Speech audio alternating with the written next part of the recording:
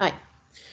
Sigamos. Las distocias, como dijimos, pueden ser estadios o estados que dependen de anomalías relacionadas con cualquier parte de estos actores que intervienen en el parto. Pueden ser distocias de motor, pueden ser distocias de canal o distocias de objeto o de móvil. Y a su vez pueden ser alteraciones mixtas, ¿verdad?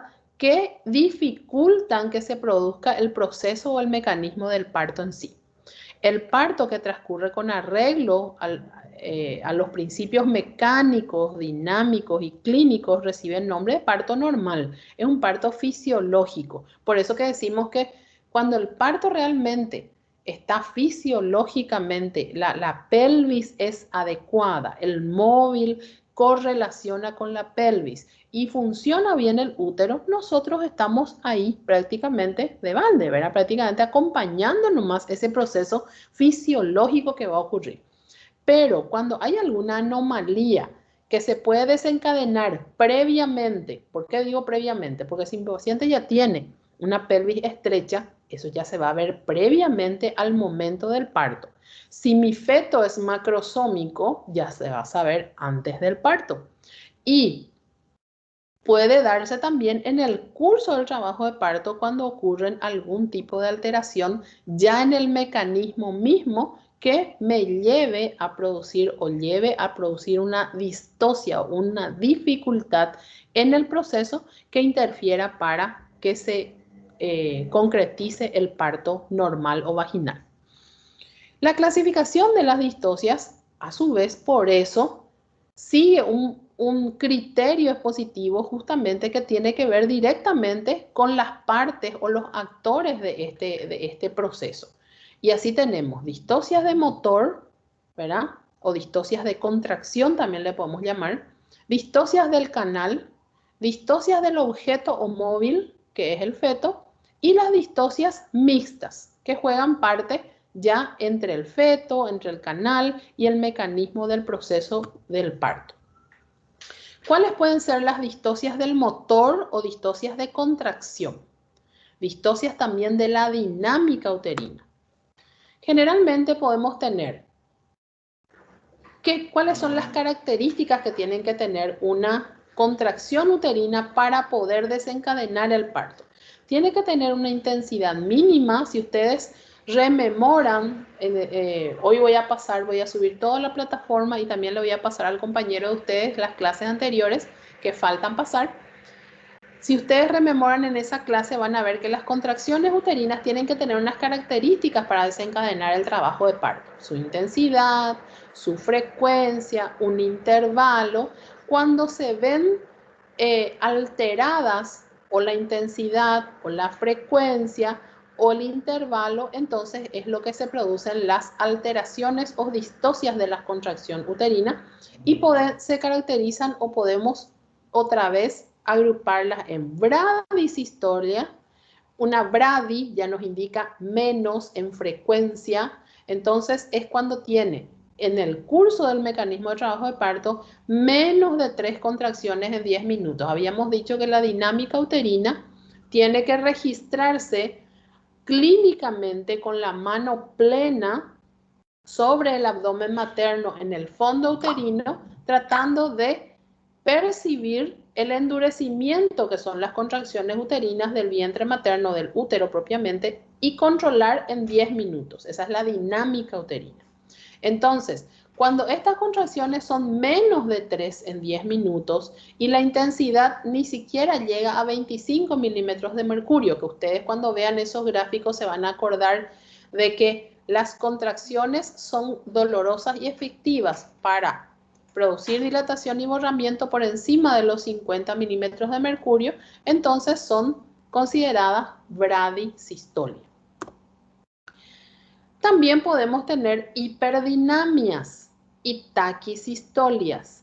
Hiperdinamias cuando se produce un aumento en la intensidad, es decir, tenemos una intensidad muy por encima de lo mínimo que nosotros tenemos que tener, que es por encima de los 30 milímetros de mercurio a 50 para un trabajo de parto. Cuando tenemos una contracción excesiva, tenemos las hiperdinamias. Y las hiperdinamias pueden ser de causa primaria y de causa secundaria. Las de causa primaria las clasificamos otra vez en hiperreflexia vegetativa, neurosecreciones aumentadas, es decir, secreción endógena aumentada de oxitóxicos o de oxitocina, y una musculatura uterina muy vigorosa. Y las hiperdinamias secundarias es cuando justamente nosotros estimulamos o sobreestimulamos la actividad uterina por medio de la infusión controlada o no controlada de medicamentos uteroestimulantes. Les pongo ejemplos, es justamente cuando nosotros le colgamos un suero, una infusión a una paciente con agregado de oxitocina y no hacemos el control, ya sea monitorizado por un equipo de monitor fetal, materno-fetal, o monitorizado por nuestra propia mano que esté sobre el vientre materno y esté controlando que la contracción no sea excesiva en intensidad y tenga sus intervalos necesarios para la recuperación o la relajación uterina. A veces decimos, indicamos, le ingresamos a una paciente, indicamos conducción del trabajo de parto, que quiere decir estimulación del trabajo de parto. Le colocamos un suero, le colocamos una infusión de oxitóxico y le dejamos ahí a la paciente.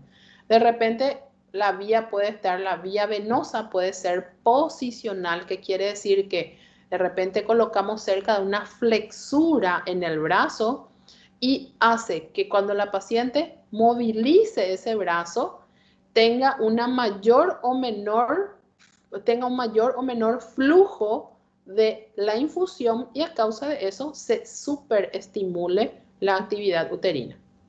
Hay que atender todos esos detalles, ¿verdad? Entonces, la persona que está con infusión de oxitóxico en el trabajo de parto debe ser controlada muy de cerca. Nosotros no le podemos dejar nomás a la paciente ahí con una infusión de oxitocina y controlarle cada mucha cantidad de tiempo, sino tiene que ser controlada estrictamente. Y también se pueden producir distocias del canal u objeto del parto, es decir, supongamos que mi pelvis sea muy estrecha, sea por ejemplo una pelvis androidea, y yo estoy haciendo, hice una mala evaluación de mi pelvis o no hice una evaluación de mi pelvis y estoy infundiendo oxitóxicos a esa paciente, el útero intentando expulsar su contenido va a tratar de intensificar sus contracciones, pero sin embargo no va a lograr sortear esa dificultad pélvica que tiene y no va a poder hacer progresar el objeto que es el feto a través del canal del parto.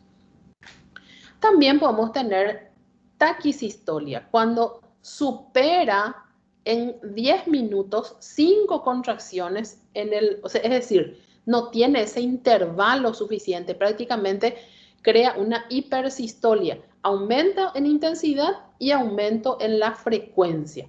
Yo en 10 minutos pongo mi mano clínicamente sobre mi abdomen materno tratando de percibir las contracciones y percibo más de 5 contracciones en 10 minutos. Prácticamente no percibo la relajación. Y en ese caso también se producen distocias de contracciones o del motor. Tenemos también a veces las disdinamias que producen contracciones irregulares. Lo que ustedes están viendo en la lámina es un trazado del monitor o cardiotocograma que correlaciona la frecuencia cardíaca fetal, que es el trazado de arriba, con la actividad uterina, que es el trazado de abajo. Verán ustedes que el trazado de abajo es irregular, tiene algunas espigas muy altas, ¿verdad? Que son contracciones uterinas intensas, seguidas de algunas muy leves, muy pequeñas, entonces se produce una disdinamia porque no tiene una regularidad. Son desordenadas, son irregulares. Y eso también produce una irregularidad en la actividad cardíaca fetal, ya que al momento de la contracción uterina, en el momento del ápice de la contracción uterina, ¿qué va a pasar con la frecuencia cardíaca fetal? ¿Va a subir? ¿Va a bajar? ¿O va a mantenerse igual? ¿Qué les parece?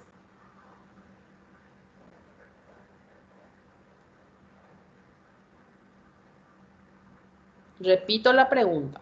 En el momento del máximo de la actividad uterina, del máximo de la contracción, la actividad cardíaca fetal se va a ver alterada para arriba o va a subir en frecuencia, va a bajar su frecuencia o se va a mantener igual.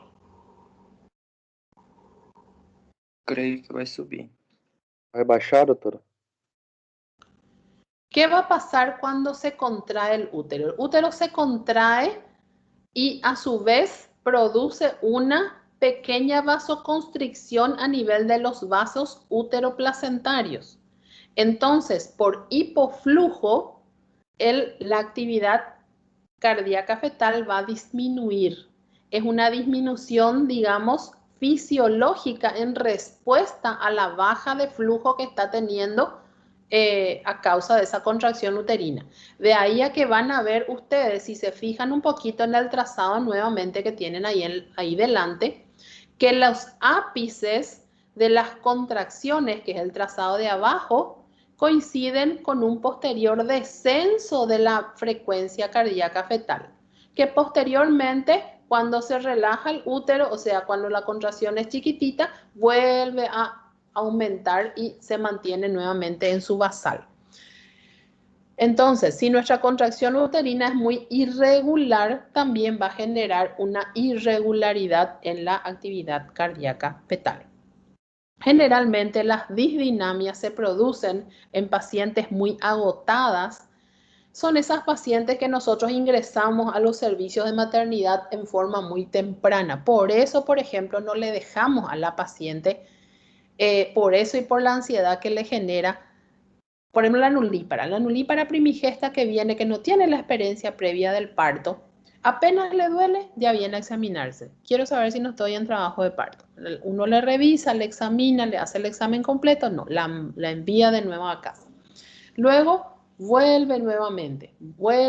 Es una paciente que reincide constantemente, viene constantemente. Entonces hay que explicarle bien cómo va a ir manejándose de acuerdo a la intensidad de sus dolores y de acuerdo a los cambios que se vayan produciendo. Porque si nosotros la ingresamos, y es peor aún, sin tener una indicación, le hacemos hasta una estimulación del parto a una paciente que está empezando con sus pródromos de trabajo de parto, luego la agotamos y al momento de que ella haga realmente su trabajo de parto activo y necesite las fuerzas para hacer sus pujos, etcétera, esta paciente va a estar agotada. También se puede dar en pacientes insuficientemente preparadas psicofísicamente para el parto. Hay todo un capítulo en la mayoría de los textos referidos a obstetricias que habla de psicoprofilaxis del parto y hoy día le damos especial relevancia a eso porque la idea es volver a lo máximo de humanizado el evento obstétrico, es decir, generar una situación fisiológica al máximo. Para eso, nosotros en el curso del prenatal tenemos que hacerle una preparación psicoprofiláctica a la paciente. Tenemos que ir diciéndole lo que le va a ir pasando, los cambios que ella va a ir sufriendo para que ella pueda estar esperando y tipo cuando llega ese momento, ella ya sabe que ese cambio no es una alteración, sino es un proceso dentro de lo que ella tiene que pasar hasta llegar al parto propiamente dicho. Estados de malnutrición de la gestante y enfermedades lógicamente neurológicas y sus secuelas. Todo esto puede producir disdinamias. Los parámetros de contractilidad uterina del trabajo de parto más o menos son así, ¿verdad? Generalmente la presión intrauterina, un tono uterino normal está entre 8 a 12 milímetros de mercurio. Cuando genera el trabajo de parto, ese tono durante las contracciones debe de subir, ¿verdad? Pero si un tono regular, normal, es mayor a 12 milímetros de mercurio, ya no es normal. Generalmente en el momento de la hipertonía es imposible palpar las partes fetales. Y la hipertonía, como les dije, como produce una vasoconstricción de los vasos uteroplacentarios, ¿verdad? Que se transmite a la parte fetal, si es que se prolonga en el tiempo, reduce el aporte de oxígeno hacia el feto. Por eso que la hipertonía le puede producir un sufrimiento fetal y si se prolonga todavía más, una muerte fetal. Por eso la hipertonía no es buena. Siempre las contracciones tienen que tener una máxima intensidad y posteriormente un intervalo de relajamiento para que se produzca, así como en el gasto cardíaco, una relajación, un aporte nuevo de volumen, ¿verdad? En este caso hacia el feto que le lleve oxígeno y posteriormente nuevamente un ápice de contractilidad. La frecuencia generalmente normal de las contracciones están entre 2 a 5 en 10 minutos. Cuando tenemos más de 5 es una hiper o una polisistolia o taquisistolia. Y cuando tenemos menos de 2 es una bradisistolia. Hablamos del útero. La duración de las contracciones. En un trabajo de parto activo, las contracciones generalmente tienen una duración estándar de entre 30 a 60 segundos. ¿Qué es lo que es eso? Quiere decir que yo pongo mi mano sobre el vientre materno y debo de registrar un endurecimiento del útero por más o menos una fracción de tiempo de 30 a 60 segundos. Cuando tenemos más de 60 segundos tenemos una hiperdinamia, quiere decir que eso se está contrayendo más tiempo de lo normal.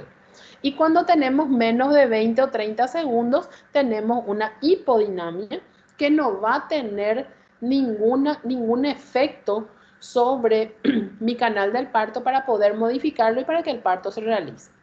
La intensidad en el trabajo de parto de las contracciones para que genere alguna modificación debe de superar los 30 milímetros de mercurio y como máximo consideramos entre 60 a 70 milímetros de mercurio de intensidad de las contracciones.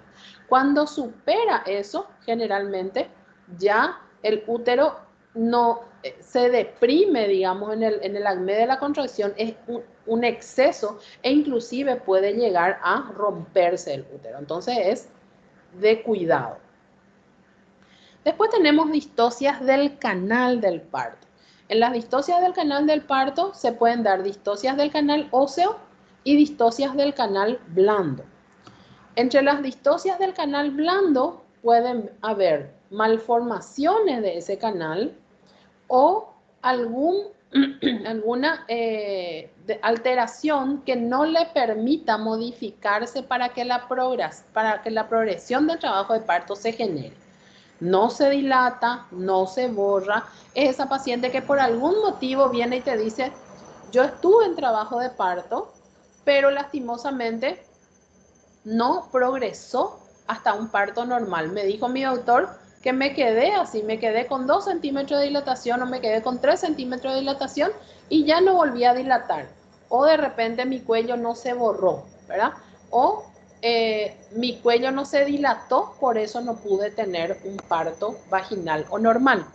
Y la clasificación etiológica puede estar o puede ser por lo siguiente: anomalías congénitas, retracciones inflamatorias, retracciones postquirúrgicas, retracciones postradiaciones, de repente una paciente que tuvo algún tipo de patología oncológica en la región cervical, que tuvo que ser sometida a radiaciones o de órganos vecinos, y esa radiación modifica la estructura de esa zona, entonces puede tener una incompetencia del cuerpo para la dilatación a causa de esa retracción. Retracción post-quemaduras, de repente alguna quemadura que pudo haber sufrido la paciente, o tumores previos, ya sean tumores del propio útero, tumores de los órganos vecinos como los tumores ováricos, riñones pélvicos descendidos, cálculos vesicales gigantes, quistes mesentéricos, fecalomas o tumores rectosigmoideos, exostosis del esqueleto pélvico, ya sería una situación de una anomalía ósea, o anquilosis sacrococcígea. Todas estas patologías pueden llegar a deformar el canal blando u óseo del parto. tendremos que distinguir si las variaciones en la forma de la pelvis es sin acortamiento de sus diámetros o con acortamiento de sus diámetros. Generalmente, cuando hay alteraciones que no acortan mucho el diámetro de la pelvis, si nuestro feto es pequeño hasta que se puede llegar a realizar el parto. Pero si estos diámetros se ven acortados por cualquiera de las situaciones que acabamos de citar, entonces tengan por seguro que ese parto, el mecanismo de trabajo de parto se va a ver alterado y no se va a poder concretizar. Tenemos que conocer lógicamente los planos de Hodge. En nuestra escuela usamos más los planos de Hodge que los planos de Lee. Y tenemos que saber los límites de los planos para determinar y diagnosticar si la presentación fetal está progresando regularmente a través del canal del parto, justamente correlacionando su progreso a través del parto con los diferentes planos. Yo no puedo tener una dilatación de 8 centímetros con mi cabeza fetal en primer plano o inclusive por encima de ese primer plano. Eso me habla de que hay algún tipo de distocia, ya sea del canal o ya sea del móvil fetal, que imposibilita su ingreso al canal del parto. Las clasificaciones de las anomalías pélvicas puede ser a causa del tipo de pelvis. Generalmente la pelvis, ya dijimos que la única muy propicia para el parto es la pelvis ginecoidea. La platipeloide, que consideramos la pelvis plana, no es propicia para el parto. La androide ni la antropoide tampoco. Pueden tener alteraciones en el estrecho medio, una aparición de un segundo promontorio o un promontorio muy prominente que disminuya el diámetro anteroposterior o una prominencia muy intensa de las espinas ciáticas. Y en el estrecho inferior puede haber anomalías en la retropulsión del coxis por rigidez coxígea o falta de un ángulo suficiente de la arcada pubiana para la salida del segmento fetal. Los tipos anormales de enfermedades pelvianas pueden ser congénitas, una pelvis de Nagel o de Robert, que son pelvis parecidas a las androideas o en realidad a las andropoideas, alteraciones metabólicas como una pelvis raquítica, alteraciones inflamatorias en el caso de que hayan lesiones neurológicas que intervienen produciendo dolor, coxalgia en este caso, alteraciones traumáticas como por ejemplo secuelas de fracturas pélvicas. Y tipos anormales secundarios por algún tipo de anomalía de la columna vertebral o de los miembros inferiores, de la inserción de los miembros inferiores. No vamos a recordar todo lo que es pelvimetría, ya lo hemos hablado también hasta el cansancio. Lógicamente, este tipo de diagnóstico lo vamos a hacer en el curso de una pelvimetría interna, buscando los parámetros, el promontorio, las espinas ciáticas, el ángulo subpúbico y tratando de predecir antes de que se pueda producir la distocia de que esta pelvis es o no propicia para el parto. Esto es solo un repaso de los diámetros de la pelvis. Y luego tenemos por último las distocias del objeto o del feto propiamente dicha. Puede ser por anomalías en el tamaño o en la forma, por anomalías en el número en el caso de que haya más de un feto, embarazo múltiple, y por anomalías en la presentación o situación. También tenemos no malformaciones, sino causas de los anexos fetales. En el caso sería por causas de placentas que se pueden ubicar en forma tal que pueda dificultar el paso fetal a través del canal del parto. En el caso del cordón, cuando por ejemplo él prolapsa, es decir, precede a la presentación, o bien es muy corto, o bien se arrolló, se lió a través del cuerpo fetal, generalmente muy frecuente a través de la parte cervical. Eso acorta el feto y produce a veces distocias en su progreso a nivel del canal del parto. Las distocias mecánicas pueden ser a causa de distocias de la flexión y distocias de la rotación. Generalmente las distocias mecánicas pueden producir morbimortalidad fetal y daños a nivel de las partes blandas fetales que pueden producirle inclusive secuelas de por vida. Tienen ustedes en la imagen una presentación de cara que se llevó al parto vaginal y que tiene, como ustedes verán, equimosis, edema en todo, o sea, prácticamente un monstruito, ¿verdad?, que le entregamos hacia una madre y por supuesto que no va a decir que era porque estaba de cara, sino que nosotros le jugamos todo, le produjimos esos daños al bebé. Este también es una presentación de cara que ya les había mostrado en otra clase. Ven ustedes el edema, equimosis, ¿verdad? Por todo esto y también por la posibilidad de hemorragias intracraneanas que nosotros no lo vamos a ver, pero después se va a instalar sus secuelas en el feto, es que la presentación de cara o de flexionada de cara es actualmente indicación de cesárea. Defectos de rotación. Hay veces que no se produce, de repente por el tamaño fetal suele producirse esto, la rotación de los hombros para su salida. Entonces se produce lo que conocemos como distocia de hombros. En ese caso, el obstetra debe introducir las manos y debe producir él mismo la rotación de los hombros para que estos puedan ser desprendidos en su forma anterior y posterior. La clasificación clínica de las distocias del parto las hacemos de acuerdo al momento del trabajo de parto. En general siguen según el segmento del canal en donde se produce la distocia. Puede ser distocias al ingreso, cuando se produce a nivel del brazo superior, del estrecho superior, distocias de tránsito, cuando aparecen a nivel del codo del estrecho medio, y distocias del egreso, cuando están a nivel del estrecho inferior.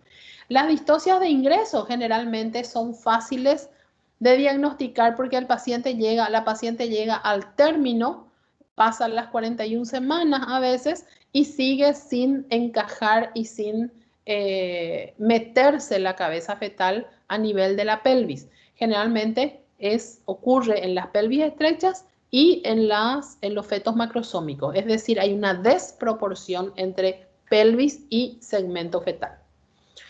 El diagnóstico se hace por anamnesis, ¿verdad? Se investiga enfermedades padecidas, histórico obstétrico anterior. Se hace un examen físico valorando la talla, las deformidades de columna, ¿verdad? De repente algún tipo de deambulación específica que tenga la paciente. Un examen bueno obstétrico anteparto, en donde tenemos que priorizar la pelvimetría. Un buen diagnóstico de la presentación, variedad de presentación y situación fetal. Examen obstétrico intraparto, ver si no hay hipodinamias, hiperdinamias, policistolia, taquicistolia, etc. Progresión anormal durante el trabajo de parto del periodo de dilatación y borramiento.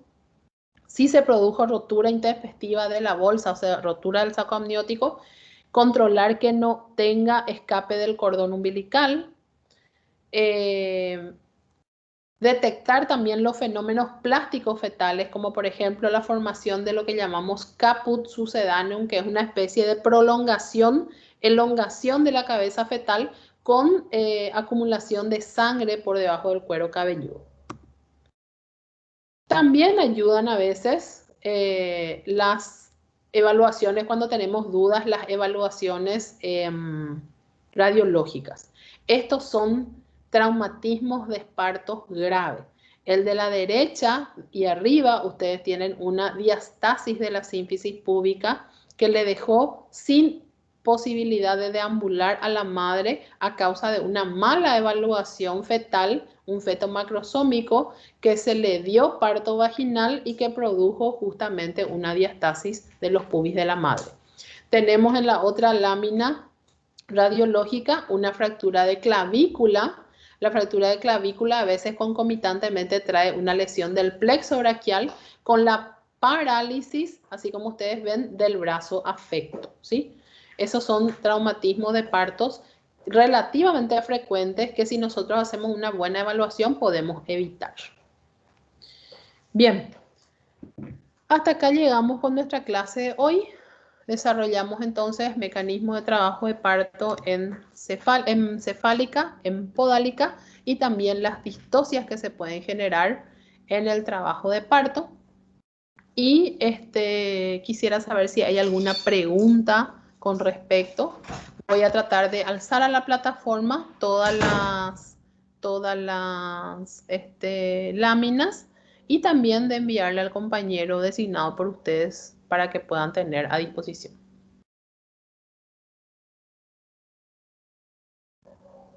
Gracias, doctora. De nada, que tengan, si no tienen ninguna duda ahora mismo al respecto, igual de repente si ustedes revisan las láminas posteriormente en su casa y detectan que hay algo que entendieron mal en clase y que quieren aclarar, ustedes pueden traer esas mismas dudas igual a la clase siguiente, aunque tengamos otro tema, vamos a rememorar, vamos a hacer una retroalimentación y una explicación de esas dudas que ustedes tengan. Y de repente, un poquito más adelante, vamos a ver si nos da tiempo de hacer un video nosotros mismos en simulación para que ustedes tengan mejor comprensión de estos temas, ¿sí? Si no hay dudas al respecto, entonces me despido de ustedes y les deseo un muy buen fin de semana a todos. Obrigado, doutora.